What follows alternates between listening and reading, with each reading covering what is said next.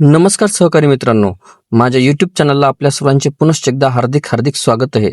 आपण जर सरकारी कर्मचारी किंवा पेन्शनधारक किंवा कुठेही शासकीय सेवेत नोकरीला असा तर ही खास बातमी मी आपल्यासाठी घेऊन आलेलो आहे. पण तत्पूर्वी आपण आमच्या चॅनलवर नवीन असल्यास चॅनलला निश्चित सबस्क्राईब करा आणि बेल आयकॉनला प्रेस करून ऑल नोटिफिकेशन्स ऑन करा, जेणेकरून आपल्याला व्हिडिओचे सर्व नोटिफिकेशन्स हे सर्वात अगोदर हे प्राप्त होतील. नमस्कार मित्रांनो, आज आपण पाहणार आहोत की राज्यातील शिक्षक आणि शिक्षकेतर कर्मचाऱ्यांसाठी आलेली एक धक्कादायक आणि चिंताजनक बातमी. जर तुमचं ई-केवायसी पूर्ण झालं नसेल तर तुमचे एप्रिल महिन्याचे वेतन हे अडकू शकते. 22 एप्रिल रोजी शिक्षण विभागाने कडक आदेश जारी केला आहे, ज्यामध्ये सर्व शिक्षक आणि कर्मचाऱ्यांसाठी ई-केवायसी करणं कंपल्सरी करण्यात आलेलं आहे. शालार्थ पोर्टलवरील माहिती अपडेट करण्यासाठी ही प्रक्रिया चालू आहे.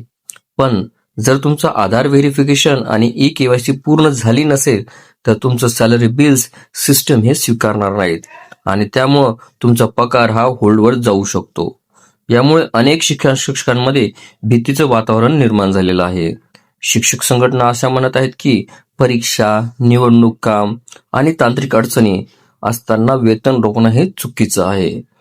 परिणामी पोर्टल स्लो चालू आहे, आधारचा मिसमॅच डाटा आहे आणि बायोमेट्रिक इश्यूज अशा अनेक प्रकारच्या अडचणी असूनही वेतन थांबवणं म्हणजे एक प्रकारचा अन्यायच असा आरोप केला जातोय.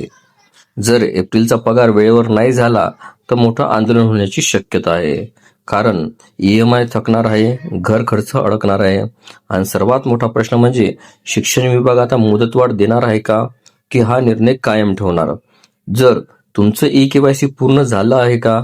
जर झालं नसेल तर कमेंटमध्ये नक्की सांगा आणि अशाच अपडेटसाठी चॅनलला सबस्क्राईब करा. धन्यवाद. आपल्याला व्हिडिओ आवडले असल्यास चॅनलला नक्कीच लाईक, शेअर आणि कॉमेंट्स करायला विसरू नका. तसेच चॅनलला ऑल नोटिफिकेशन्स ऑन करून सबस्क्राईब करा, जेणेकरून व्हिडिओचे सर्व नोटिफिकेशन्स हे आपल्याला सर्वप्रथम मिळतील. लवकरच आपण पुढच्या व्हिडिओमध्ये भेटूया. तोपर्यंत नमस्कार.